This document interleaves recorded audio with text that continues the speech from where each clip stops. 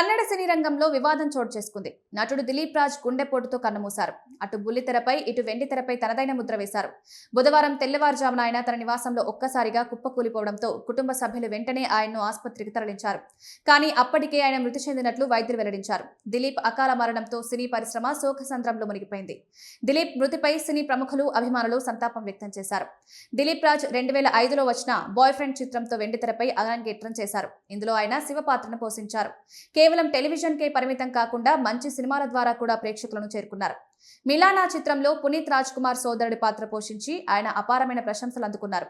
ఆయన పరిచయ, నన్నిపారు, బోర్డర్, పంచామృత వంటి చిత్రాలతో సహా 25కు పైగా చిత్రాల్లో నటించారు. నటనతో పాటు మంచి డబ్బింగ్ కళాకారుడిగా కూడా గుర్తింపు పొందారు. టెలివిజన్ రంగం దిలీప్ రాజ్ కు అత్యంత ప్రజాదరణను తెచ్చిపెట్టింది. జననీ సీరియల్తో నటన ప్రారంభించి ఆ తర్వాత నిర్మాతగా విజయం సాధించారు. తన భార్య శ్రీవిద్యతో కలిసి D2R మీడియా ప్రొడక్షన్స్ బ్యానర్ పై అనేక సూపర్ హిట్ సీరియల్స్ ను నిర్మించారు. నిర్మాణంలో అతిపెద్ద విజయం సాధించిన సీరియల్ హిట్లర్ కళ్యాణ. ఇందులో ఆయన అభిరామ్ జయశంకర్ పాత్ర పోషించి ఇంటింటా సుపరిచితులయ్యారు.